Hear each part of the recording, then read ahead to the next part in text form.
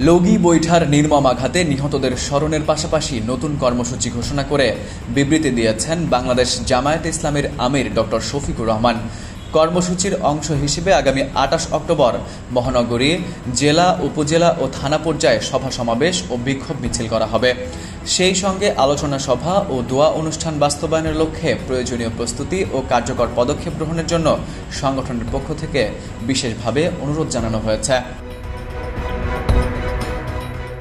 রোববার বিবৃতিতে জামায়াতের আমির বলেন, ২০০৬ সালের জাতীয় সংসদ নির্বাচন বানচাল করার উদ্দেশ্যে ৪ দলীয় জোট সরকারের মেয়াদ শেষে ২৮ অক্টোবর আওয়ামী লীগের নেতৃত্বাধীন ১৪ দলীয় জোট সারা দেশে লগি বৈঠার তাণ্ডব সৃষ্টি করে। সেদিন বায়তুল মোকাররমের উত্তর গেটে বাংলাদেশ জামায়াতে ইসলামীর উদ্যোগে একটি জনসভার আয়োজন করা হয়।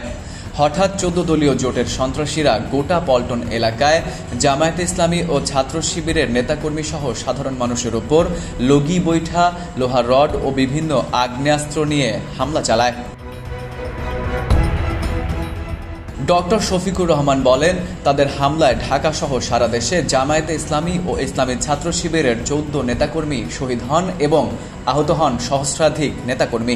তিনি বলেন, ২৮ অক্টোবরের লগি বৈঠাধারীদের গণহত্যা, সন্ত্রাস ও নৈরাজ্যের ঘটনা বাংলাদেশের রাজনীতিতে এক কলঙ্কজনক অধ্যায় হিসেবে চিহ্নিত হয়ে থাকবে। গত ৫ অগস্ট ছাত্র জনতার ঐক্যবদ্ধ তীব্র গণ আন্দোলনের মুখে দেশ ফ্যাসিবাদ মুক্ত হয়েছে। আমরা বিশ্বাস করি, এই পট পরিবর্তনের ফলে দেশে ন্যায় বিচার প্রতিষ্ঠিত হবে এবং অবিলম্বে ২৮ অক্টোবরের গণহত্যাকারীদের বিচার নিশ্চিত করা হবে।